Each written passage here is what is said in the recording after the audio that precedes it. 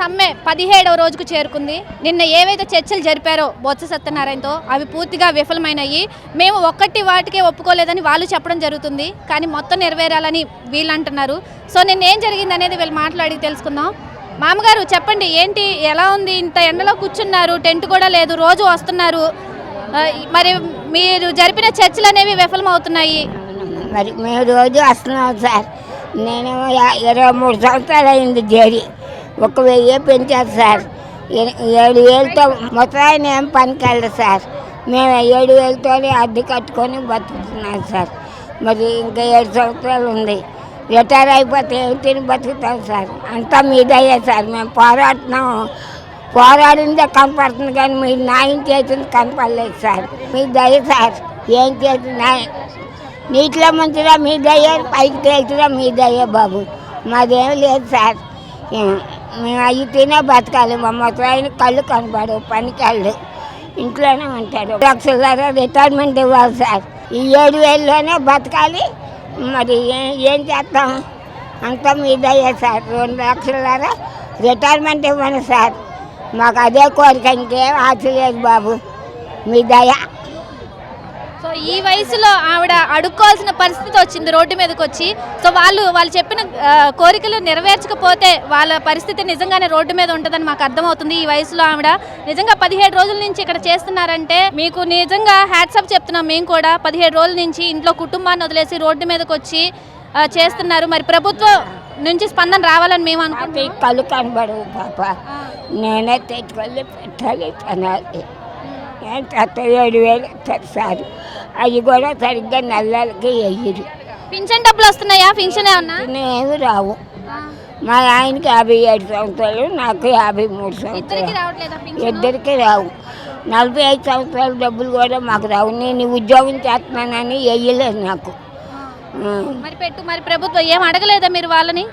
అడిగితే ఆయా ఉద్యోగం చేస్తున్నారు కదా, 45 సంవత్సరాల డబ్బులు రావు మీకు అన్నారు సార్. ఇంకా ఊరుకున్నాం మేము. మరి ఇప్పుడు ఇచ్చిన జీతం సరిపోవట్లేదని వాళ్ళ దగ్గర ఏం చెప్పలేదా? చెప్పినా ఏం చేయలేదు అమ్మ, ఏం చేయలేదు అమ్ముడు. ఊరుకున్నాం. మేమేం చేస్తాం, వస్తాం మీకు ఇస్తాం కదా, రాండి మేమేం చేస్తాం అన్నారు. అంటే ఊరుకున్నాం. సో పూర్తిగా ప్రభుత్వ నిర్లక్ష్య వైఖరికి ఇంత ఏజ్లో ఈ మామగారు నించున్నారంటే, రోడ్డు మీద ఉన్నారంటే, వాళ్ళ హస్బెండ్కి కూడా కళ్ళు కనిపించే ఒక్కరే వచ్చి ఇంతమందిలో కూర్చొని ఆవిడ రోజు కన్నీరు పెట్టుకుంటున్న పరిస్థితి ఉంది ఇక్కడ మనం చూస్తున్నాము డైరెక్ట్గా. సో మొత్తానికి వాళ్ళు చర్చలు జరిపిన దాంట్లో మీకు న్యాయం జరగాలని మేము కూడా కోరుకుంటున్నాం. ఇంకొంతమంది ఉన్నారు, వాళ్ళతో మాట్లాడే ప్రయత్నం చేద్దాం. మేడం చెప్పండి, మీరు రోజులుగా మేము రోడ్డు మీద ఉన్నాము. రోడ్డు మీద ఉంటే సీఎం గారికి ఇంతవరకు మా విషయమే తెలియదని చెప్పి బొత్స సత్యనారాయణ గారు అంటున్నారు. అంటే కుంభకర్ణుడు కూడా 6 నెలలు తిని 6 నెలలు నిద్రపోతాడు, ఈయన 4.5 ఏళ్ళ నుంచి నిద్రపోతున్నాడా అని అడుగుతున్నాము. 17 రోజుల నుంచి మేము రోడ్ల మీద కూర్చుంటే ఆయనకి ఏ విషయమూ తెలియదంట. 4.5 ఏళ్ళ నుంచి నిద్రపోతూనే ఉన్నాడా? ఆయనకి మేలుకోడా? అంగన్వాడీ సమస్యలు పట్టవా ఆయనకి? కుంభకర్ణుడు మాత్రం 6 నెలలే తింటాడు, 6 నెలలు నిద్రపోతాడు. ఈయన 4.5 ఏళ్ళ నుంచి నిద్రపోతూనే ఉన్నాడు. 17 రోజుల నుంచి ఏ సమస్య ఆయనకు తెలియదంట. ఇంకెప్పుడు తెలుసుకుంటాడు? మేము ఒక్కళ్ళమే కాదు, అంగన్వాడీ వాళ్ళు కాదు, ఈరోజు సర్వశిక్ష అభియాన్ వాళ్ళు అందరూ రోడ్ల మీదే ఉన్నారు. ఆయన పాలన ఎంతవరకు బాగుందో ఆయనే ఆలోచించుకోవాలి. అయితే నిన్న జరిపిన చర్చలు అయితే పూర్తిగా విఫలమైనట్టు తెలుస్తుంది. ఇంతమంది వెళ్ళినా కూడా వాళ్ళకి కనికరం కలగలేదు. అంటే ముఖ్యమంత్రి దాకా ఈ సమస్య వెళ్ళలేదని చెప్పి వాళ్ళు చెప్పడం జరిగింది. ఏమంటారు? వెళ్ళలేదని చెప్తున్నారు.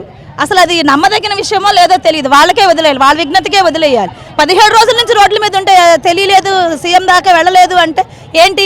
మహిళలను పట్టించుకుంటున్నారా లేదా? అసలు మమ్మల్ని రోడ్డు మీదకి అలా వదిలేసి అంటే వాళ్ళ దృష్టిలో మేము మహిళలకు కనిపించట్లేదా? మహిళా సాధికారత అంటే ఇదేనా? ఆడవాళ్ళని రోడ్ల మీద నుంచోబెట్టడమే మహిళా సాధికారత వీళ్ళ గవర్నమెంట్లో నేను అడుగుతున్నాను.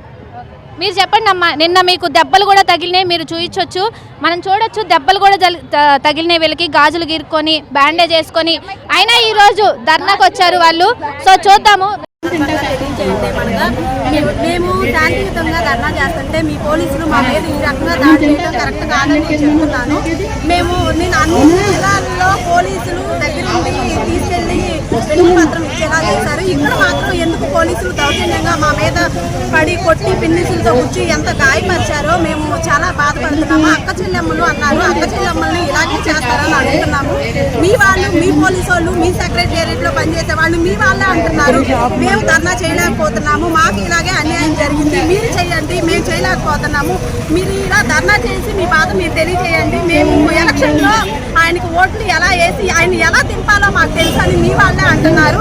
ఖచ్చితంగా మీరు కుర్చీ దిగిపోయే రోజు దగ్గరలోనే ఉందని మేము అందరం తెలియపరుస్తున్నాము.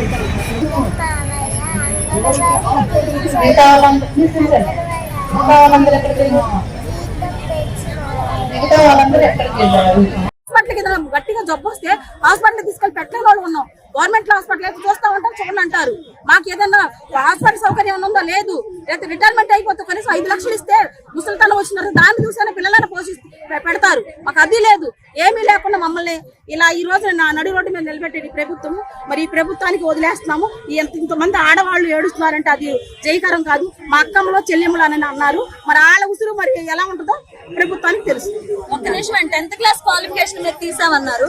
పల్స్ సర్వే చేసింది మేము. 100% పల్స్ సర్వేలో 10th క్లాస్ వాళ్ళమే మేము చేసాము. విఆర్ఓలు వచ్చారు, ఆర్ఐలు వచ్చారు, ఎంఆర్ఓలు వచ్చారు, వాళ్ళు ఎవరు కరెక్ట్ గా చేయలేకపోయారు. మేము చేసాం, 10th క్లాస్ వాళ్ళమే పల్స్ సర్వే చేసాం. అలాగే ఎలక్షన్ కమిటీ అప్పుడు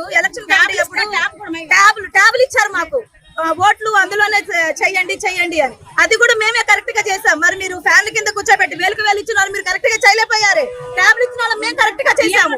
మరి మేము చేసింది 10th క్లాస్ క్వాలిఫికేషన్ మీరు తీసుకున్నారు కాబట్టి మేము వచ్చాం. బిఎల్ఓ డ్యూటీలు మేము కరెక్ట్ గా చేసాము, మీరు ఎవరు చేయలేదు. చేయలేకపోబట్టి మాకు ఇచ్చారు, మేము చేయగలిగాము. అదే 10th క్లాస్ మీద, అది గుర్తు పెట్టుకుని మాట్లాడండి.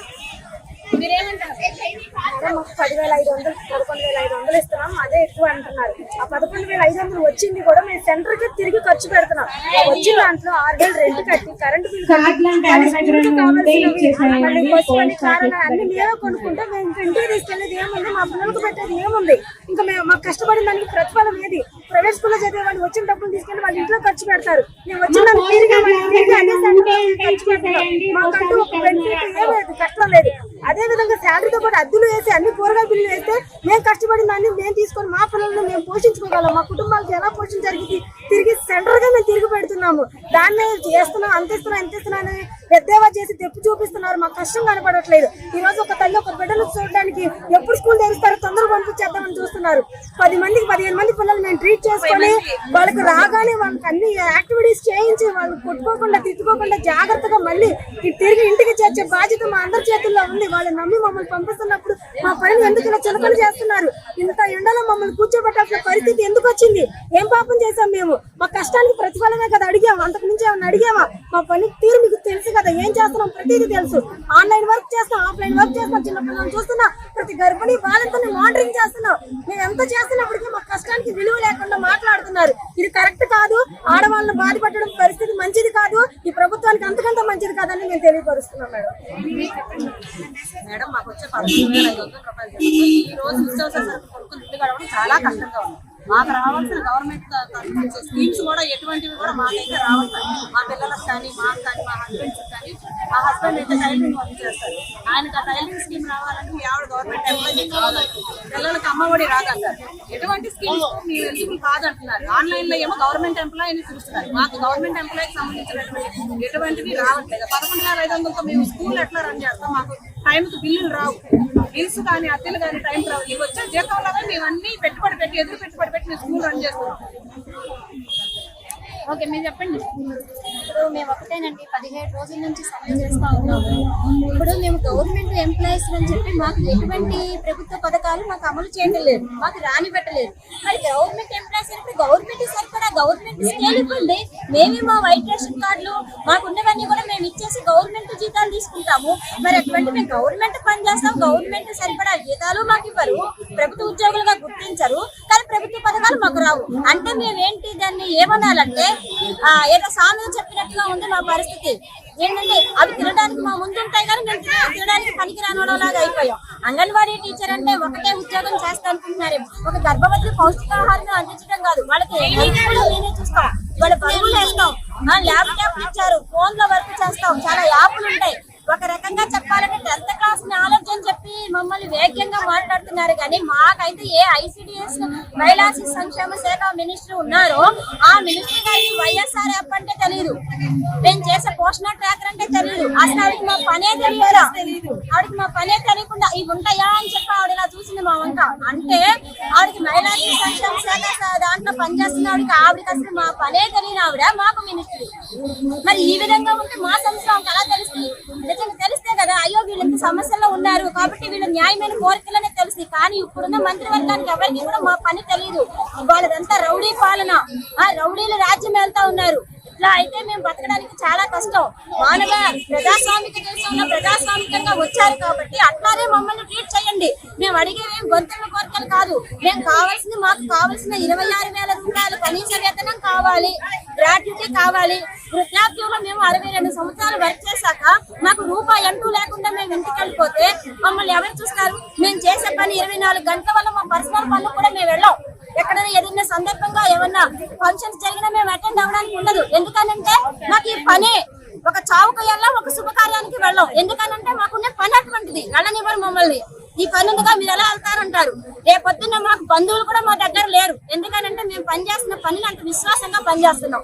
కాబట్టి ప్రభుత్వం గుర్తించాలి, మమ్మల్ని గుర్తించి మా సేవను గుర్తించి మా పనిని గుర్తించి మాకు కంపల్సరీగా గౌరవ వేతనం మాకు వద్దు. కనీస వేతనం 26,000 రూపాయలు కావాలి, గ్రాడ్యుటీ కావాలి, మాకు రిటైర్మెంట్ బెనిఫిట్ 5 లక్షలు కావాలి.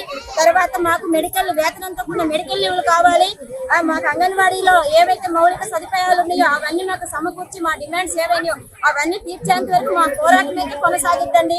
ఇది మాత్రం తప్పేది లేదు. ఎలాగో మేము రోడ్డు మీదకి వచ్చాం, తేడా పేడా తేల్చుకునేంత వరకు కూడా మేము ఈ సమ్మె కొనసాగిస్తూనే ఉంటామని చెప్పి తెలియజేస్తాం. నెరవేరేదాకా మాకు గౌరవ వేతనం, కనీస వేతనం 26,000 ఇస్తే చాలు, మా ఇల్లు గడుపుకుంటామని చెప్పి వాళ్ళు చెప్తుంది. సో ఈ సమ్మె ఇంకా ఎన్ని రోజులు కొనసాగుతుందో, ప్రభుత్వం ఏ విధంగా స్పందిస్తుందో, అసలు స్పందిస్తుందో లేదో కూడా మనం వెయిట్ చేయాల్సిన పరిస్థితి నెలకొంది. ఇది ఓవరాల్ గా ధర్నా చౌక్ దగ్గర అంగన్వాడీల పరిస్థితి. కెమెరామెన్ ఆనంద్తో నాగశ్రీ, విజయవాడ.